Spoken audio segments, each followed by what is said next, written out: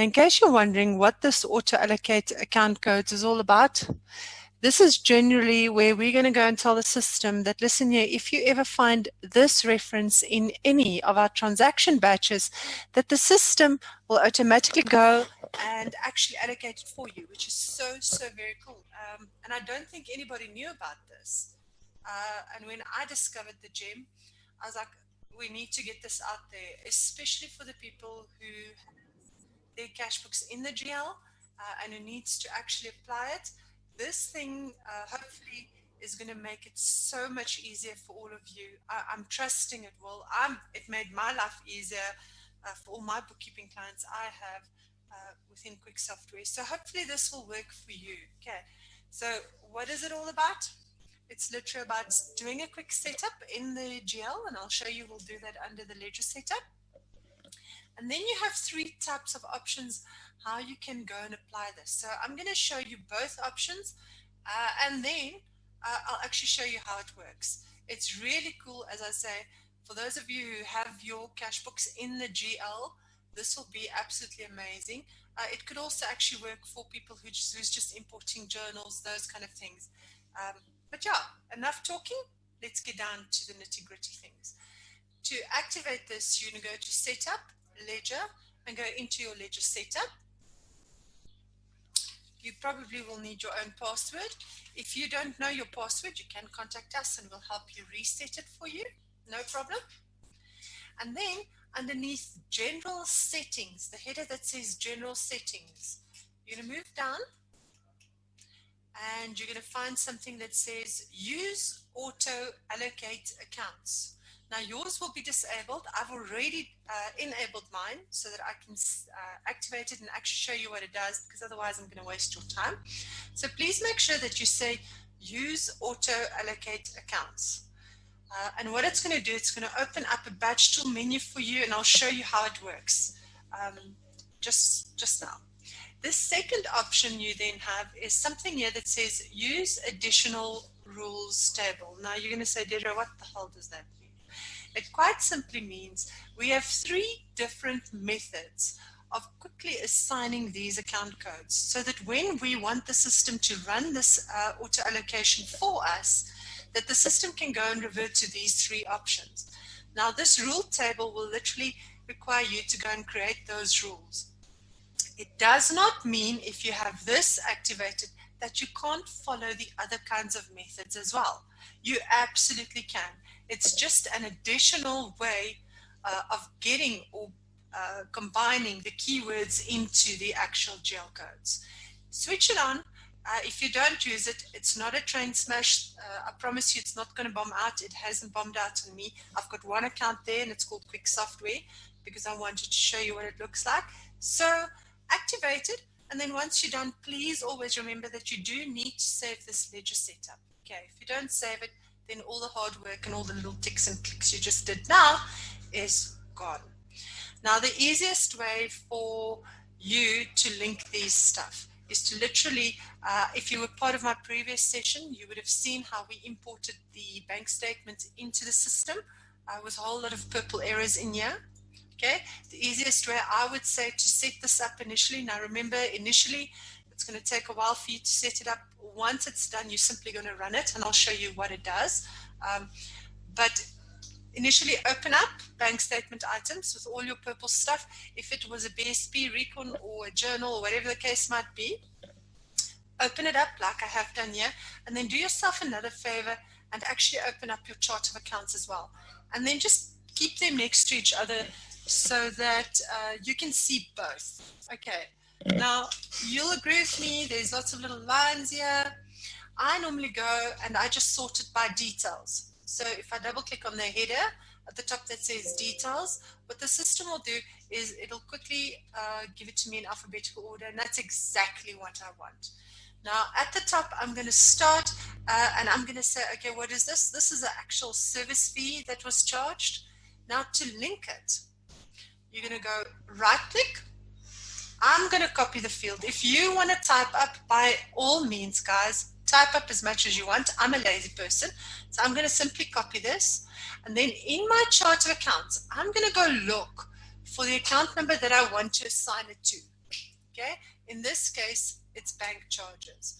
Now, because I've activated it, there's a nice thing here at the bottom called keywords. Can you see that? All I'm going to do is I'm going to right click and paste. Now the system is going to copy that entire field for me. And you will agree with me, this, the first few characters will always remain static, okay? But the other ones probably will change, like this DEC story. That's going to change every single month, every single unique reference, all of that. Take out the stuff that you know might change during the month. And once you're done, you're simply going to go and click on Save. All right. Now, at this point in time, nothing much is happening. I'm going to show you another one. Okay. Here is one that I know is an internal transfer. But it's an interbank transfer between one bank account and another bank account. Right? Now, I'm just going to go down to my GL code, which is my interclearing bank. And you will see here, I literally copied the 017685443 in there. If you have more than one account that you want to assign to that GL, so if I have more than one, like here's another one that I also know is part of an interbank transfer or intercompany transfer, so it's those and these, you can separate them with a comma. And I don't know if you can see my comma, it's very small, but you can use a comma, or you can use your semicolon. All right. Now the hard work is for you to literally go down this list and go and do it. I'm going to do one more. Let's look at Telcom. Now you'll agree with me, Telcom is normally your telephones, postage and telephones. If you have obviously your own GL account, it's not going to matter. So what I'm going to do, I'm going to copy this, copy the field, open up postage and telephones, and again, simply paste it. Get rid of the unwanted information that I don't want to rely on every single month, and only keep the stuff that I know is going to be static. Now, if I don't know if this 080 number is going to be static, get rid of it and just leave Telcom in there. As you can see right now, I have Telcom. Okay, that is one way of linking them, and that's why I say I quite like the chart of accounts on the right hand side and this whole batch on the left hand side, and I can quickly do it. And you'll see here I have got quite a few options. The second option that is available to you is by creating a rule. Okay, now what does that mean? It means you're not going to do it in the chart of accounts. This time you're going to go into setup, ledger, accounts, and you're going to go account allocation rule. Okay, when you open it up, you're going to have to go and create a new rule. So I'm going to say new, and at the key, this is free format. Alphanumerics, alphabetics, numerics, whatever you want to call it.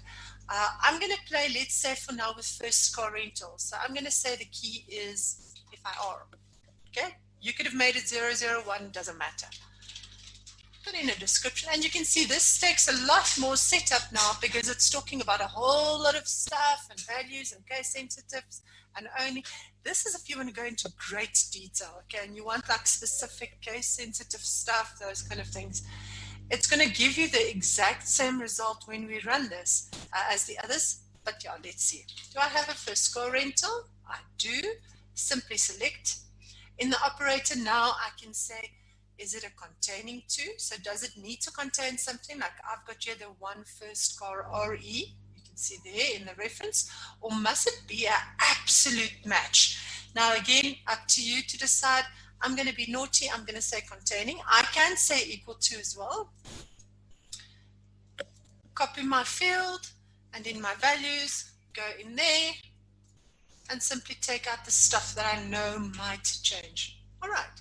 If it was case sensitive, please bear in mind, if all of this was previously imported and was all caps, and you go and you use my batch tool and you say proper case, if that button is switched on, it will not link it, and it will not assign the account numbers for you. You're going to phone me, you're going to cry, and I'm going to be like, case sensitive is the problem. So rather not have it case sensitive, unless you know your OCD and you have it all in the exact same upper proper case, lowercase, whatever the case it is, you make sure before you run any of this, it is exactly the same as per your rules. Okay, you can then go one step further, and you can in here at the transaction types go and say, please only look for these stuff and allocate them when it's a BSI batch. You know your bank's batches, these little codes here in front, you can go and tell it to only look in those. All right, so it's absolutely up to you.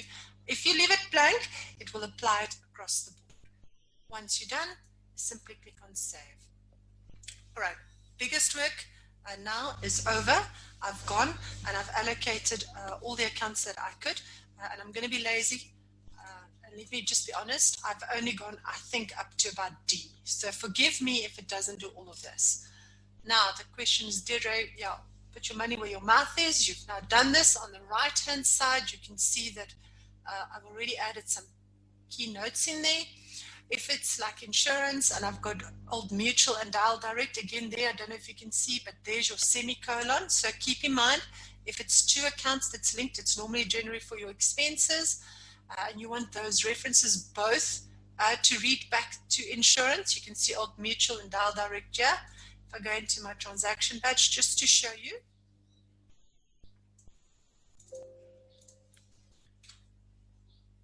There's my Dial Direct. And there's my Old Mutual, okay? And all of them I said I please would like to take through to insurance.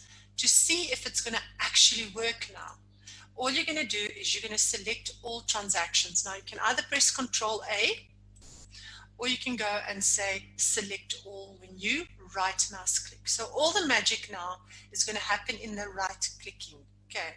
Once you've selected all like I've done, you're going to go to Batch Tools. And then there's a nice little yellow thingy here at the bottom that says Auto-allocate account code. Click on it, right? And then tell the system, instead of you having to do one by one line, because it's literally going to run through all 379 line items I have in this batch, if you wanted to run through all of them, you can say non-stop. Now, a quick thing is, the system says, do you want to use the keywords? That's your first option I said to you earlier on. Remember when we came in here and we pasted them in your chart of accounts? I would always have it on, because why am I running this if I don't want it to pull through? Rules is your second option that I just showed you, which runs from that table and it goes into a bit more nitty-gritty detail. So again, I'll tick that on. I'll keep it on. And then the last one is use history. Now, use history does not really mean that you have to go and put all these things in here or in the actual table. What you can do is if you say use history, the system will go and look at the previous entries and say, okay, quick software previously went to software 370.